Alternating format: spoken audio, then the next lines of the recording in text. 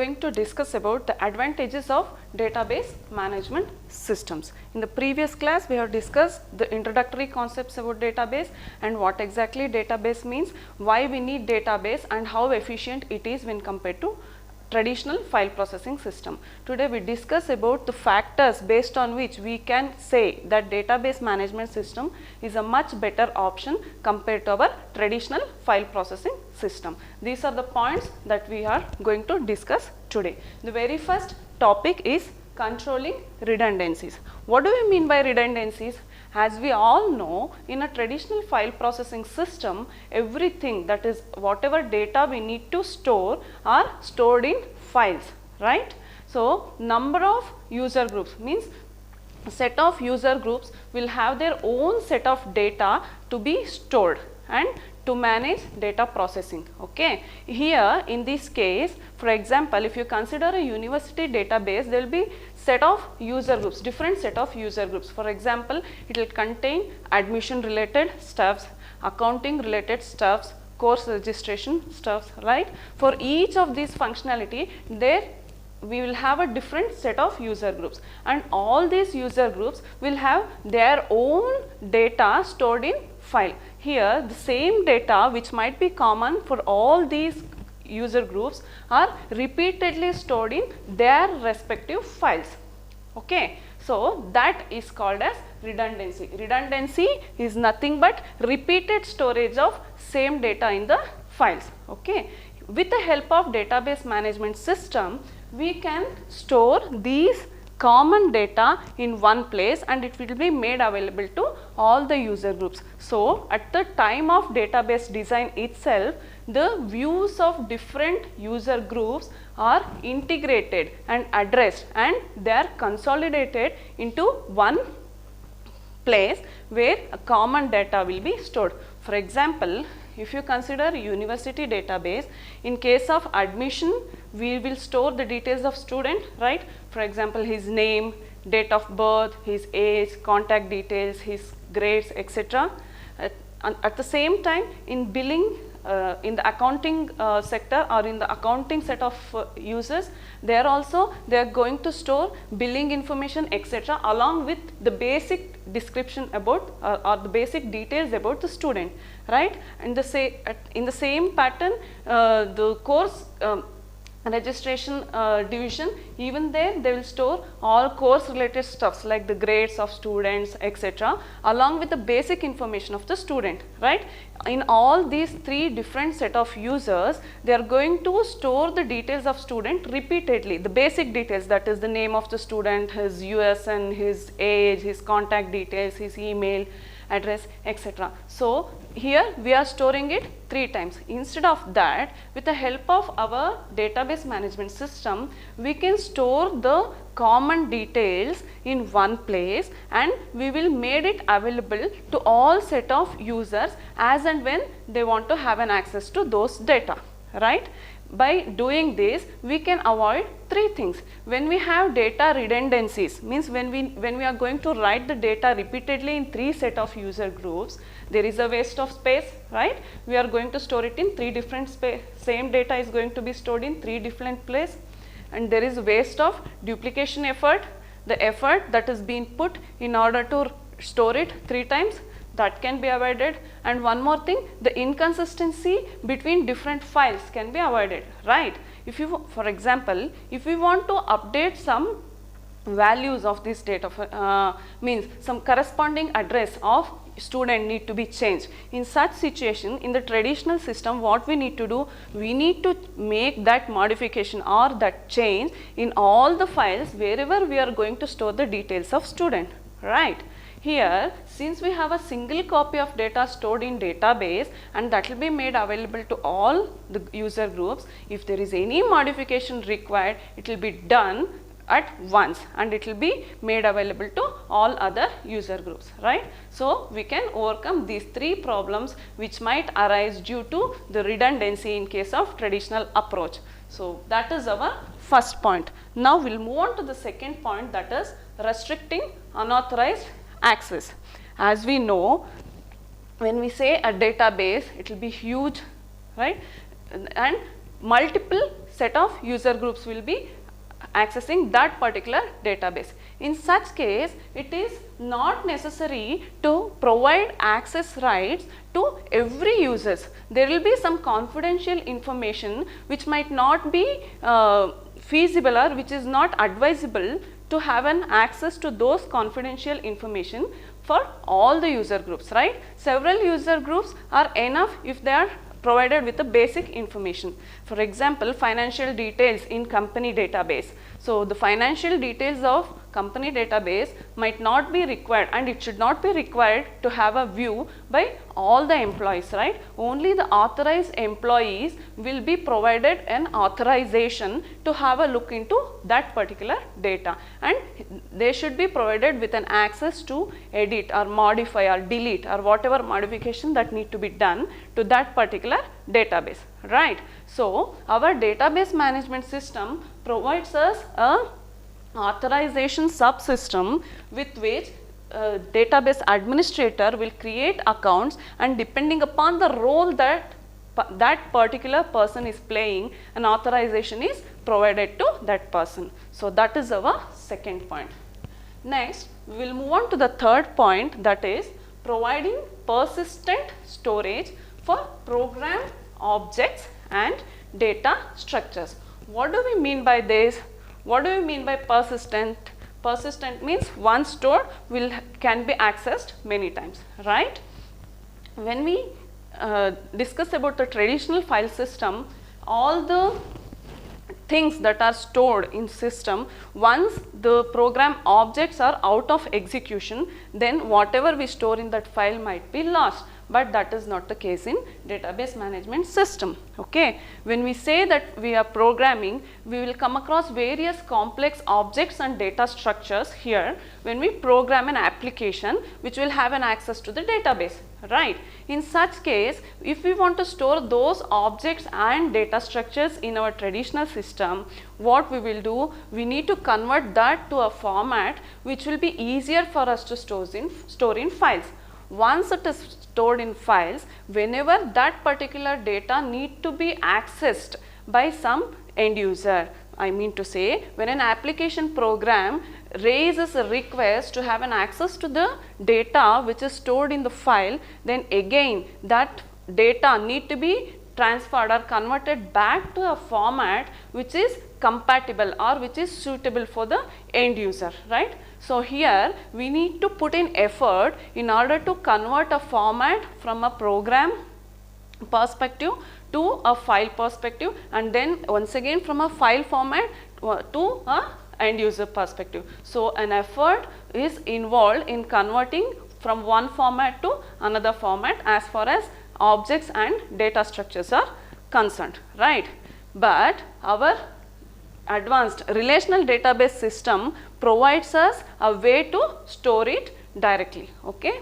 It has a compatibility with application programming languages such as C++, Java, etc., wherein the complex objects and the data structures that are going to be made use by application programmer can be stored in a database more conveniently, and if there is any conversion required between the formats, that will be taken care by the database system itself. Whereas in traditional system, the user or the application programmer need to be aware of how it has to be converted, and an entire logic need to be written for that particular context, okay. That constitutes a third point.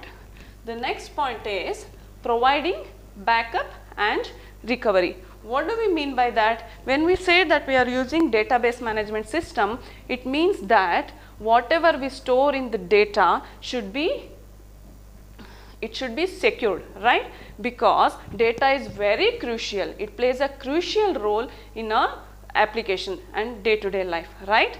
When we are saying that we are accessing the data that is stored in database management system, it should be provided with efficient protection. Our database management system is having a backup and recovery subsystem with the help of which it is being provided. How it can be done? For example, consider a transaction which might have several actions need to be done or several operations need to be done in order to complete one transaction. if by chance, if any hardware or software failures occurs in between, database should have an efficient mechanism with which it should roll back to a state from where the transaction execution started.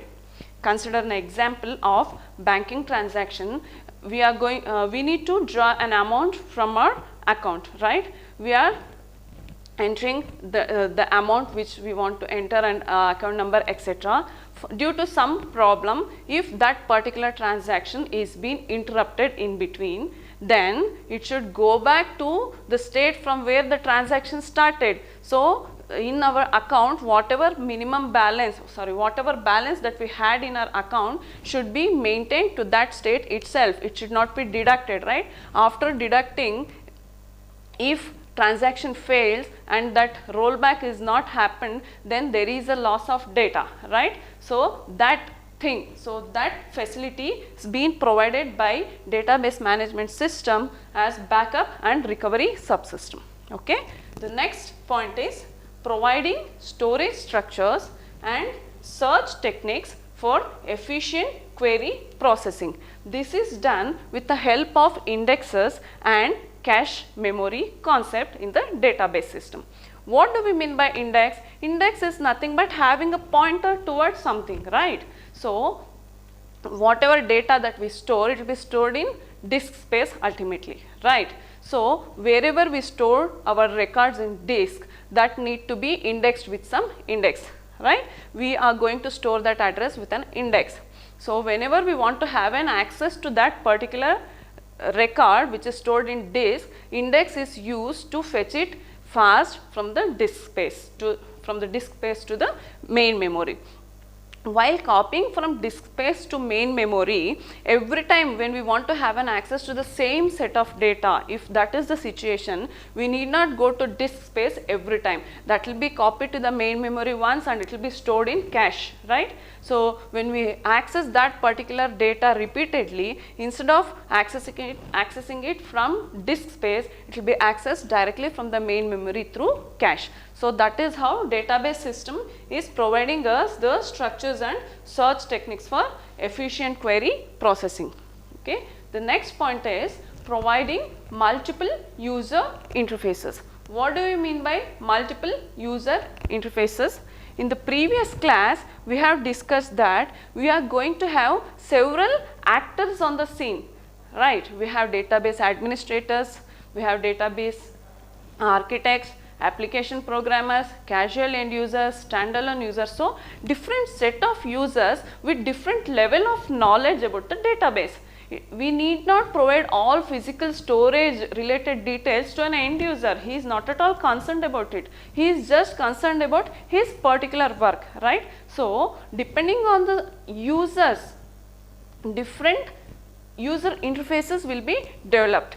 That is how this particular point is established or performed in case of database management system. For example, a mobile app is developed for casual users, and for application programmer, programming interfaces provided like that. So different interfaces will be provided for different set of users with the help of database management system. The next point is representing complex relationships among data. What do we mean by this? What do we mean by relationship?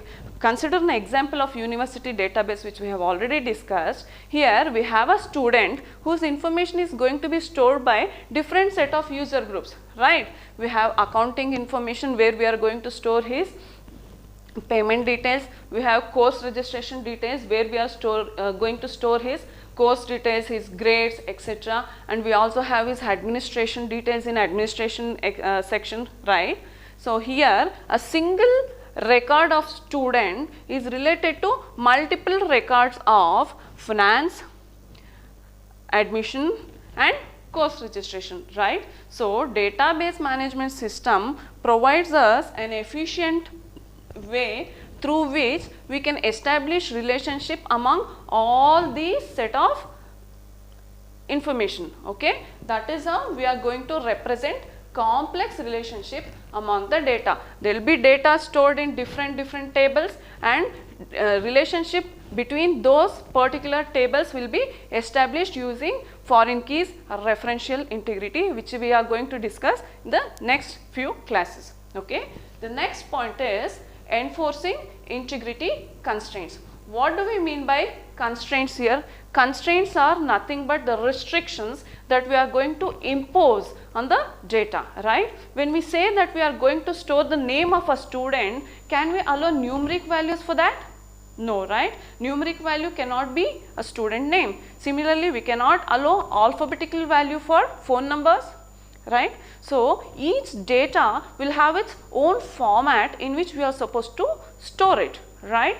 So, those type of constraints or rules will be imposed using integrity constraints. Here we can say domain constraints, in which we are going to specify the domain, that is what kind of data type that particular data can have, what is the maximum size of the data that we can push or that we can insert for that particular attribute. All those things can be mentioned here. Similarly, we can mention uniqueness here. For example, we can have a duplicate USN for student, right? When we say that we are going to store the USN of student, we can have a unique value for that.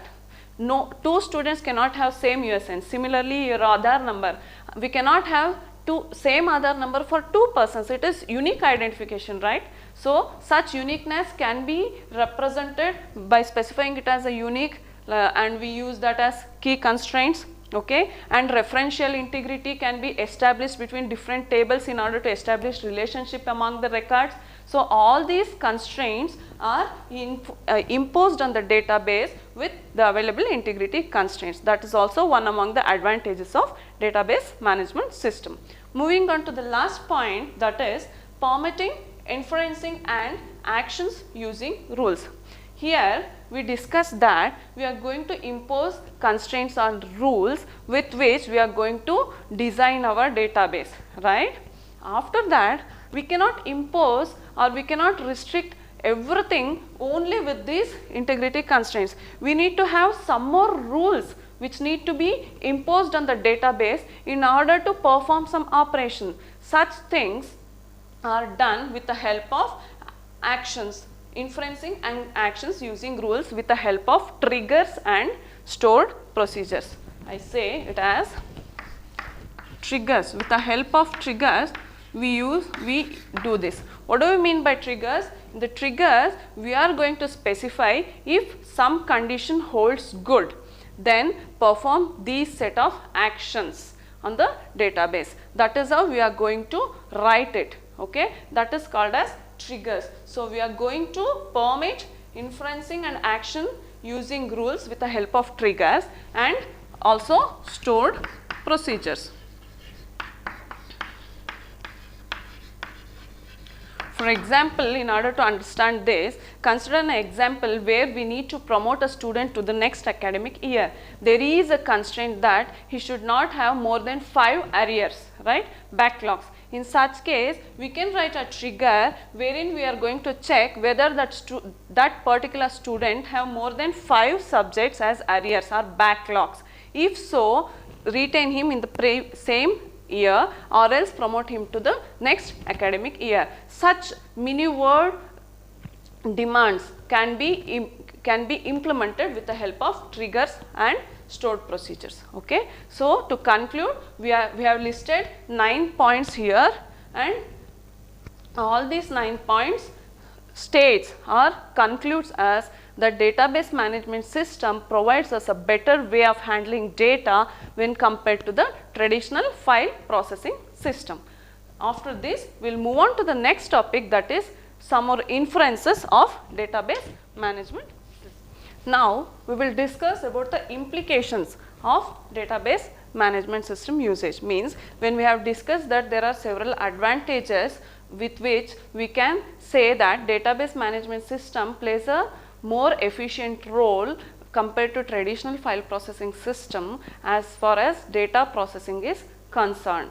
After that, we will check what are the implications. Here we have listed 5 points, that is, the very first point is potential for enforcing standards. What do we mean by that? Database administrator, he can set the standards with which the records or the data that is being stored in the database system can talk to each other. What do we mean by that? Consider a large organization in which we have several departments. In such case, a database administrator can frame set of standards and makes it comfortable to interact between departments through the database.